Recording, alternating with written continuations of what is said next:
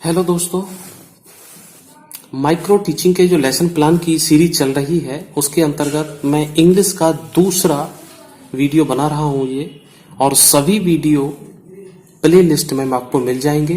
वहां पर जाइएगा, सब कुछ आपको मिलेगा, माइक्रो के भी, मैक्रो के भी और दूसरे विषयों के भी हैं, हिंदी, इंग्लिश, कॉमर्स और साइंस के भी हैं।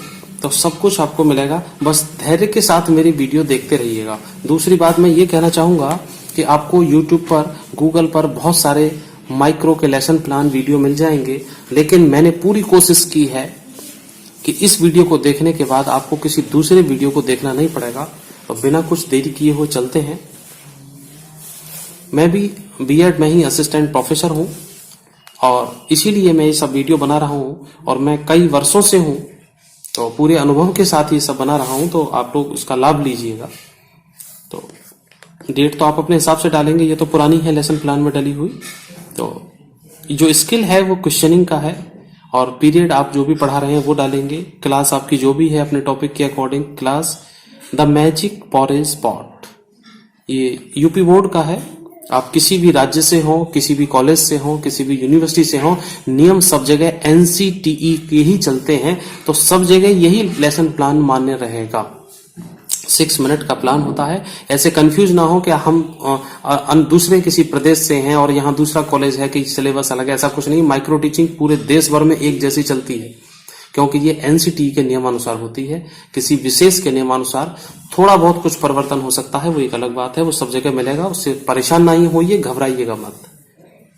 तो जी आज का टॉपिक है द मैजिक पॉरेज पॉट। इससे संबंधित क्वेश्चनिंग करना है आपको। तो मैं आपको पहले ब्रीफ करता हूं, फिर कंपोनेंट बताता हूं, फिर पूरा लेसन प्लान बनाने का तरीका बताता हूं। तो पहले तो ये थोड़ा सा कंटेंट लेना है, और कंटेंट के बाद फिर नीचे क्वेश्चनिंग होगी। लेकिन ये होगा कैसे, इसके लिए चलते हैं कंपोनेंट्स की तरफ। तो इसके जो कंपोनेंट्स हैं,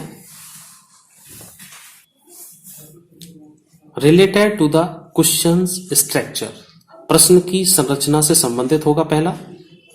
दूसरा है related with the part of questioning, ये प्रश्न पूछने से संबंधित होगा। और तीसरा है डिस्ट्रीब्यूशन ऑफ क्वेश्चंस, प्रश्न के वितरण से संबंधित है। और फोर्थ में अदर आ जाते हैं। 4 कंपोनेंट हैं, और इसी के अंतर्गत इनके सब कंपोनेंट भी हैं। अब पूरा समझिएगा इनको। तो पहले वाले में देखिएगा, रिलीवेंसी ऑफ क्वेश्चंस, जो प्रश्न की संरचना है, जो प्रश्न की संरचना है उसकी प्रासंगिकता प्रश्न की होनी चाहिए। प्रश्न प्रासंगिक है या नहीं है। Relevancy of question, irrelevant question नहीं पूछना है आपको। क्लियरिटी ऑफ क्वेश्चंस, प्रश्न पूरा स्पष्ट होना चाहिए आप क्या पूछना जा रहे हैं बच्चों से। ये वो मानक हैं कि प्रश्न कैसे पूछा जाता है। आप दूसरी भाषा में समझिएगा, कंपोनेंट्स क्या होते हैं कि बच्चों से टीचर के द्वारा प्रश्न किस तरह पूछे जाने चाहिए, वो मानक है एक तरह से, ये मानिए, ठीक। तो क्लियरिटी ऑफ क्वेश्चन, प्रश्न को पूछने का पूरा क्लियर भाव होना चाहिए। जैसे एक सपोज कीजिए, अगर आप किसी से पूछें कि तुम्हारी इनकम क्या है, तो आप उससे क्या पूछना चाह रहे हैं, मंथली इनकम पूछना चाह रहे हैं या ईयरली इनकम पूछना चाह रहे हैं, क्लियर होना चाहिए। अब दोनों सवाल क्लियर होने हैं, तो उसके लिए फिर आपको आप पूछेंगे what is your monthly income, what is your annual income. तो इस तरह से क्लियर रखें जो भी आप प्रश्न पूछ रहे हैं। तीसरा सब कंपोनेंट देखिए, ग्रामेटिकली करेक्टनेस, भाषागत सही होना चाहिए, व्याकरण की दृष्टि से शुद्ध होना चाहिए। चौथा सब कंपोनेंट है appropriate and standard of the question, question का भी एक स्टैंडर्ड होना चाहिए बच्चों के अकॉर्डिंग। अगर आप 6 क्लास पढ़ाने जा रहे हैं तो 6 क्लास के अकॉर्डिंग हो। 7th 8th है तो उनके लिए थोड़ा सा डिफिकल्ट, ज्यादा नहीं, बच्चे वो भी छोटे ही हैं। कुछ छात्र वीडियो बड़ा होने से घबराहट में आ जाते हैं, परेशान होते हैं, इतना लंबा वीडियो कैसे देखेंगे। लेकिन ये माइक्रो टीचिंग का प्लान है, थोड़ा समझने के लिए टाइम तो देना होगा। तो इसलिए मैं आपको धीरे धीरे करके एक एक चीज समझा रहा हूं, तो इनको आराम से धैर्य से समझिएगा।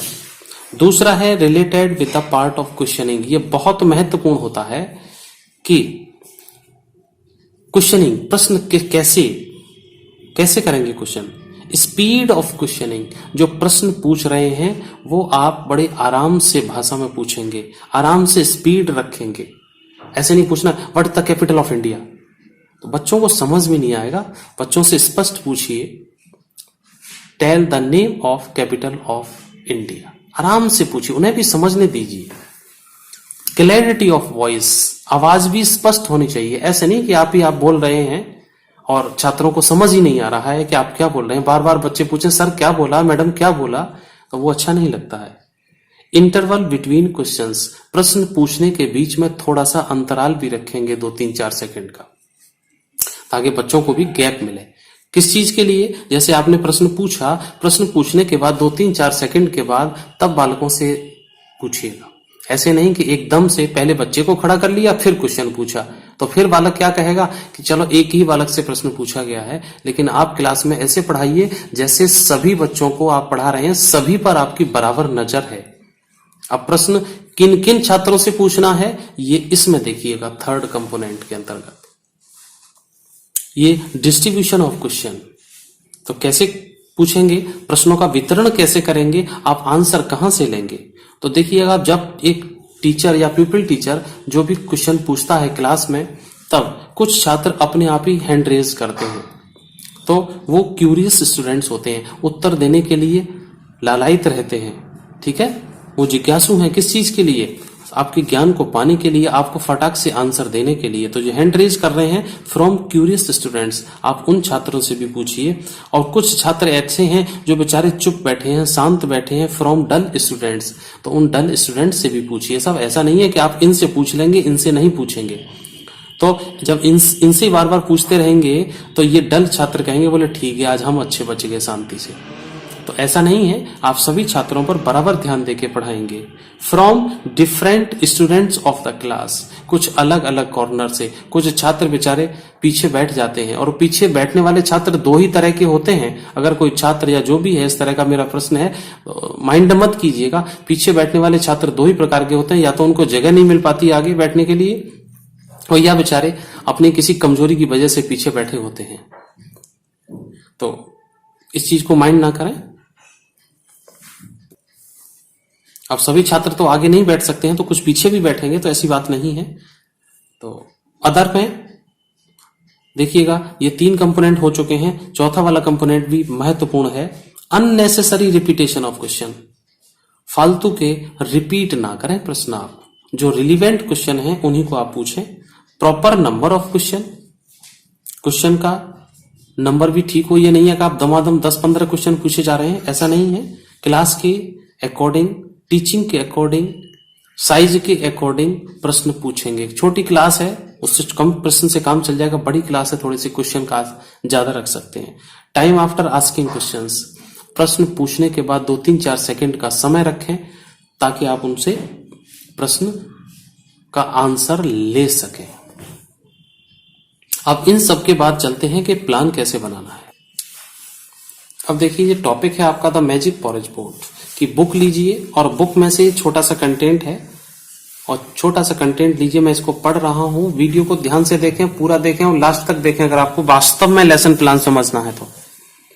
Once there was a little girl named Tara, she lived with her mother, they were very poor, one day she went to a forest, there she met an old women, the women gave her a pot, this is a magic pot. ये छोटा सा content है। अब इसी content में से 3, 4, 5 आप question निकाल सकते हैं।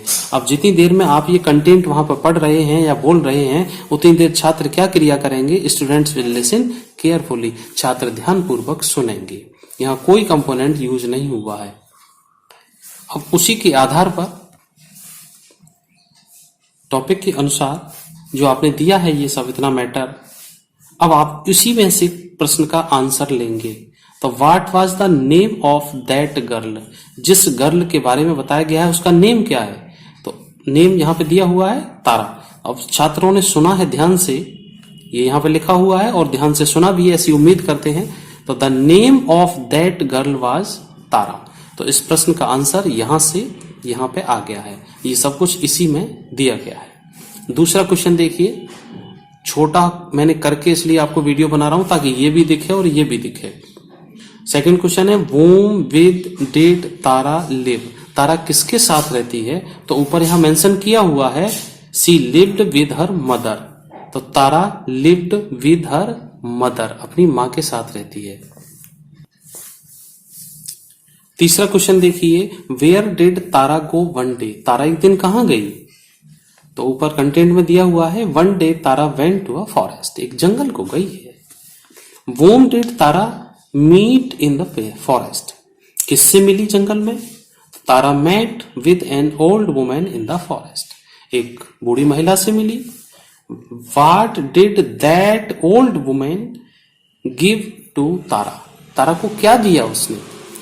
तो that women gave a magic pot to Tara, उसने एक जादुई बर्तन दिया है तारा को। तो ये कंटेंट के आधार पर 5 प्रश्न हो गए हैं। अब देखते हैं इनकी टैली कैसे लगेगी। देखिएगा वीडियो लंबा होगा, इस वजह से मैंने एक सेपरेट वीडियो टैली कैसे लगाते हैं वो मैं अलग से बनाया हुआ हूं। वैसे इंट्रोडक्शन स्किल में भी लास्ट में मैंने दिया हुआ है, तो हर वीडियो में देना आपको बोरियत महसूस कराएगा। इस वजह से मैं आपको सिर्फ एक लाइन में ये बताना चाहूंगा कि जो भी कंपोनेंट इधर क्वेश्चन में, जितने क्वेश्चन में जितनी बार यूज हुआ है उतना टैली आपको यहां लगाना है।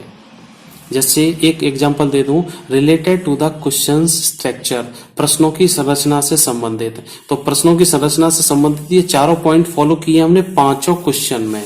तो पहला कंपोनेंट हमने यहां भी फॉलो किया, यहां भी फॉलो किया, यहां भी फॉलो किया, यहां भी फॉलो किया और लास्ट में फॉलो किया, आपको शायद ना दिख रहा हो। तो हमने पांचों जगह फॉलो किया है। तो हमने टैली में भी यहां पर 1 2 3 4 लगा के और 5वां ऐसे करके क्रॉस करते हैं। तो पहला कंपोनेंट हमने 5 क्वेश्चन में यूज किया, तो 5 बार इसका यूज किया, ये इसकी टैली है। इसी तरह दूसरा, तीसरा, चौथे को भी करना है। यहां नंबरिंग लिखना है और यहां पर इस तरह ऐसे करना है। तो मैं उम्मीद करता हूं आपको पूरा समझ आ गया होगा। टैली लगाने के लिए एक वीडियो अलग से भी है, प्लेलिस्ट में जाके आप इसी में देख सकते हैं, माइक्रो लेसन प्लानिंग और मैक्रो लेसन प्लानिंग के अंतर्गत। तो चलिए छात्रों, अगले वीडियो की तरफ, अगले स्किल की तरफ और अगले इंटरेस्टिंग टॉपिक की तरफ चलते हैं और फिर मिलते हैं आपको नेक्स्ट वीडियो में।